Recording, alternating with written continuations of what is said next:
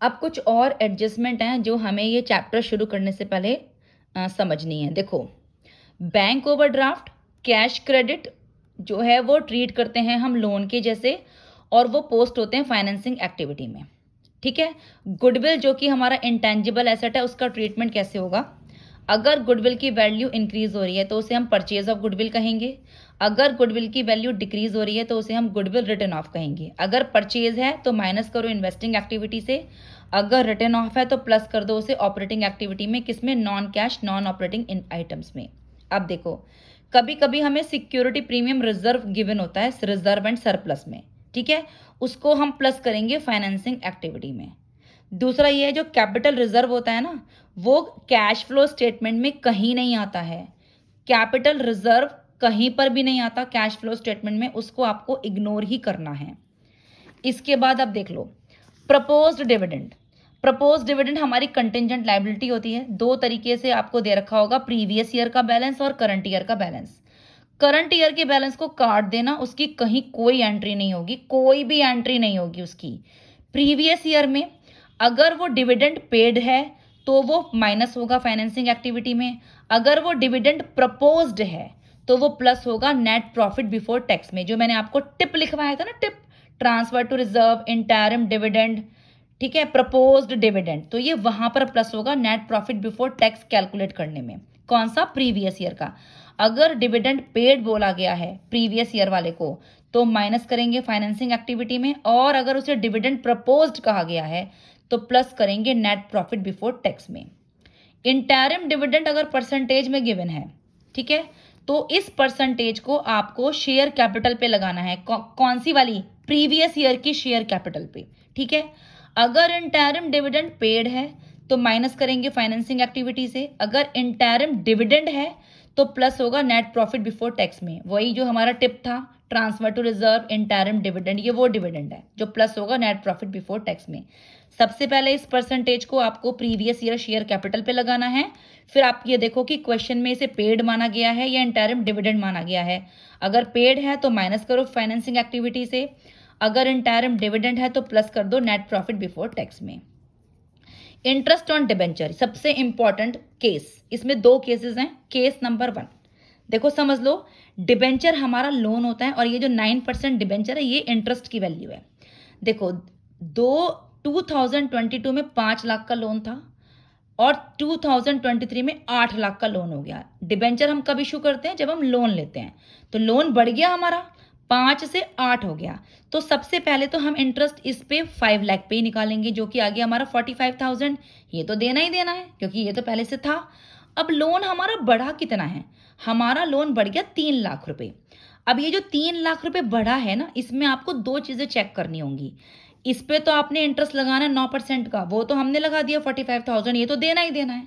अब ये जो बढ़ गया लोन, ये आपको ये देखना है कि ये जो लोन बढ़ा है ये इशू कब हुए थे डिबेंचर। ये वाले डिबेंचर, ये जो हमने लोन लिया और डिबेंचर इशू करे जिससे हमारे डिबेंचर 8 लाख के हो गए, यानी हमने 3 लाख के जो डिबेंचर ये दिए हैं, ये जो इशू करें, ये डिबेंचर इशू कब हुए थे?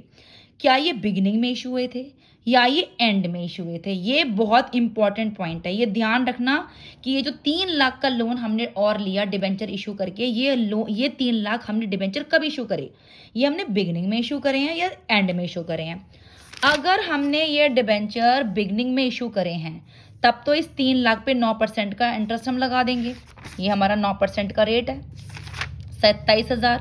टोटल इंटरेस्ट कितना बन गया हमारा?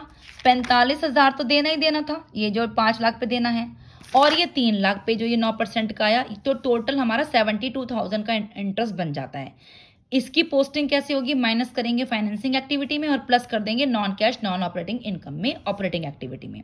ये तब करेंगे जब डिबेंचर हमने ये बिगिनिंग में इशू करे, 3 लाख वाले जो हमारा डिबेंचर हमने नया लोन लिया वो।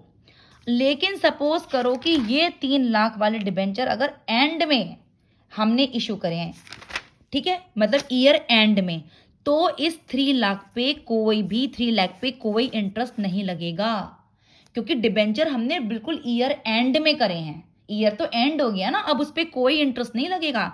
अब हमारा इंटरेस्ट सिर्फ यही है 45,000 जो हमने 5 लाख पे दिया है।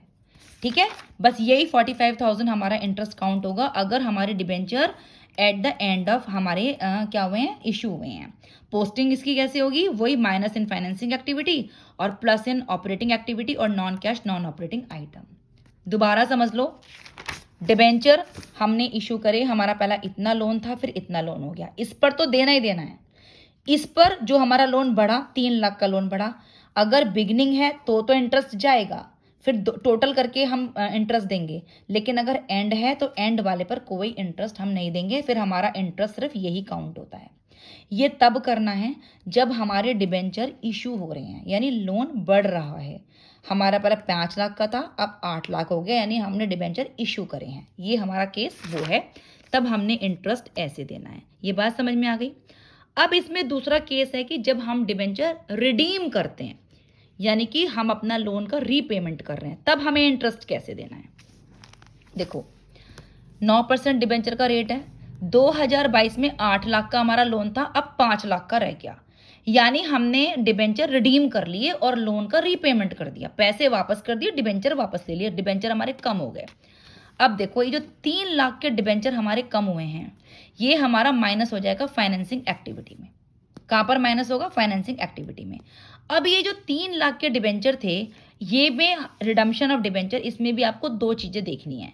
क्या ये रिडम्पशन ईयर बिगिनिंग में हुआ है या एंड में हुआ है। जैसे हमने इशू में चेक करा था, ऐसे ही हम रिडम्पशन में भी चेक करेंगे। 8 से 5 हुआ, रिडम्पशन 3 लाख का हुआ है, फाइनेंसिंग एक्टिविटी में माइनस हो जाएगा।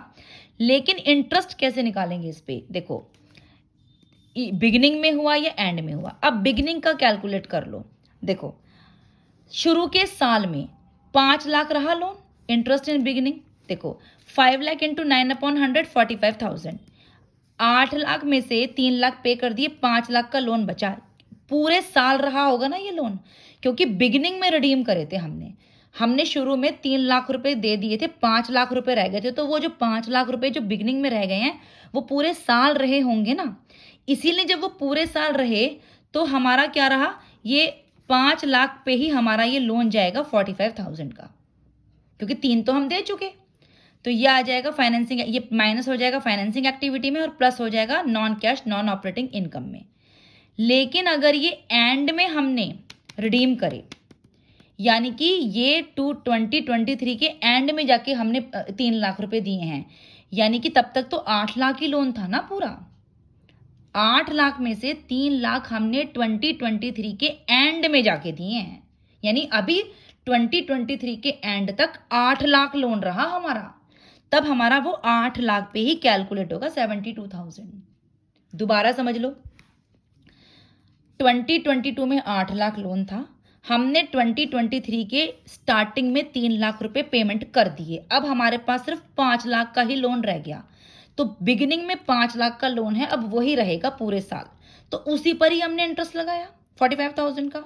माइनस करेंगे फाइनेंस एक्टिविटी से और प्लस करेंगे non cash non operating item से। लेकिन अगर हमने ये 3 लाख रुपए 2023 के एंड में दिए, तो 2023 के एंड में अगर 3 लाख रुपए दिए हैं, तो यानी कि 2023 में भी लोन 8 लाख का ही तो रहा है।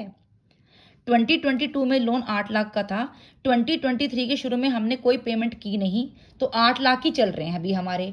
अब 2023 के एंड में जाके हम 3 लाख रुपए दे रहे हैं, यानी कि एंड तक लोन 8 लाख ही रहा ना, पेमेंट तो लास्ट में हुई है, तो यानी कि इंटरेस्ट जो एंड में रहेगा वो 8 लाख पे ही रहेगा बेटा। पूरे साल 8 लाख ही तो लोन रहा हमारा, हमने पेमेंट 3 लाख रुपए 2023 के एंड में दिए थे, तो एंड तक 8 लाख लोन रहा, एंड में जाके 3 लाख रुपए दिए बस। तो जो लास्ट में दिए हैं उस पर तो कोई इंटरेस्ट लगेगा नहीं। अब तो पूरे साल 8 लाख रुपए लोन रहा है, उस पर हम इंटरेस्ट लगा देंगे। ये माइनस हो जाएगा फाइनेंसिंग एक्टिविटी में और प्लस हो जाएगा ऑपरेटिंग एक्टिविटी में non cash non operating item.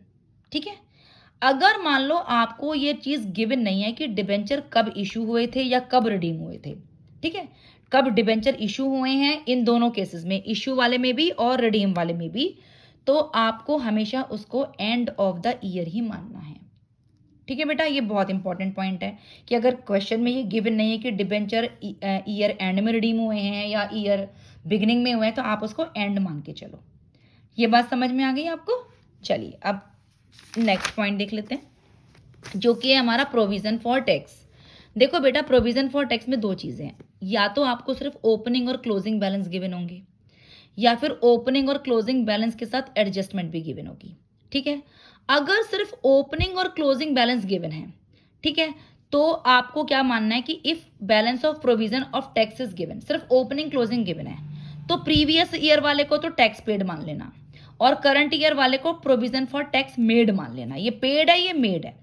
Paid वाले को माइनस कर देंगे ऑपरेटिंग एक्टिविटी में से और मेड वाले को प्लस करेंगे नेट प्रॉफिट बिफोर टैक्स में। हम करते हैं ना नेट प्रॉफिट बिफोर टैक्स में प्रोविजन फॉर टैक्स टिप में, ठीक है, तो प्रोविजन फॉर टैक्स वहां आ जाएगा, तो ये माइनस हो जाएगा नेट प्रॉफिट बिफोर टैक्स में। ठीक है बेटा, ये तब करना है जब बैलेंस प्रोविजन का ओपनिंग और क्लोजिंग में गिवन हो। अगर ओपनिंग और क्लोजिंग बैलेंस के साथ आपको एडजस्टमेंट भी गिवन हो, एडजस्टमेंट में या तो आपको टैक्स पेड गिवन होगा या फिर provision for tax made given होगा, दोनों में से कोई एक चीज आपको एडजस्टमेंट में दे रखी होगी। ओपनिंग और क्लोजिंग बैलेंस के साथ एडजस्टमेंट भी दे रखी होगी और उस एडजस्टमेंट में या तो टैक्स पेड दे रखा होगा या प्रोविजन फॉर टैक्स मेड दे रखा होगा। तब हमें क्या करना है, देखो जब हमें एडजस्टमेंट गिवन है तो हमें इसका अकाउंट बनाना है। देखो ये हमने प्रोविजन फॉर टैक्स अकाउंट बना लिया। सबसे पहले ओपनिंग बैलेंस इधर आएगा, ध्यान रखना इधर आएगा, क्लोजिंग बैलेंस इधर आएगा। अब अगर क्वेश्चन में आपको टैक्स पेड दे रखा हो तो provision for tax made balance निकाल देना। अगर प्रोविजन फॉर टैक्स मेड दे रखा हो तो टैक्स पेड को बैलेंस निकाल देना। बस इस तरीके से ये अकाउंट बंद हो जाएगा। ओपनिंग क्लोजिंग तो दे रखा होगा, दोनों एडजस्टमेंट में से एक दे रखी होगी। अगर ये दे रखी है तो ये बैलेंस निकल जाएगी, अगर ये दे रखी है तो ये बैलेंस निकल जाएगी। देखो अगर पेड दे रखा है तो provision for tax made balance है, अगर प्रोविजन फॉर टैक्स मेड दे रखा है तो टैक्स पेड बैलेंस है। सिर्फ इतना करना है, ये लिख दिया है मैंने। If statement of P and L यानी provision for tax made is given in question then to bank tax paid is balance. If to bank tax paid given in question then statement of P and L provision for tax made is balance. Opening and closing balance का कहीं पर कुछ नहीं करना, ये question में given होगा already. Posting कैसे करेंगे इसकी, टैक्स पेड को हम माइनस कर देंगे ऑपरेटिंग एक्टिविटी से और ये जो हमारा प्रोविजन फॉर टैक्स मेड आया है ये प्लस होगा नेट प्रॉफिट बिफोर टैक्स में। और बैलेंस की तो बेटा कोई एंट्री होती ही नहीं है, वो तो किसी भी अकाउंट में नहीं होगी। मैंने आपको पहले बताया है ओपनिंग और क्लोजिंग बैलेंस की दूसरी कोई पोस्टिंग नहीं होगी, वो सिर्फ अकाउंट में लिखा जाएगा, पोस्टिंग कहीं नहीं होगी। ठीक है, चलिए अब इसके बाद हमारे ना क्वेश्चंस स्टार्ट होंगे। तो हम सबसे पहले क्या करेंगे, मैंने आपको 3 एक्टिविटी करवाई हैं, questions of operating activity, financing activity और इन्वेस्टिंग एक्टिविटी। सबसे पहले हम एक एक एक्टिविटी का इंडिविजुअल क्वेश्चन करेंगे। हम पूरा एक लॉन्ग क्वेश्चन नहीं कर रहे हैं कैश फ्लो का। हम सबसे पहले क्या करेंगे, सिर्फ ऑपरेटिंग एक्टिविटी का एक क्वेश्चन करेंगे, फिर हम फाइनेंसिंग एक्टिविटी का एक क्वेश्चन करेंगे और फिर हम इन्वेस्टिंग एक्टिविटी का एक क्वेश्चन करेंगे। जब हम तीनों का एक एक क्वेश्चन कर लेंगे उसके बाद हम बड़ा क्वेश्चन करेंगे। ठीक है बेटा, तो ये हम स्टार्ट करेंगे अपनी नेक्स्ट क्लास से।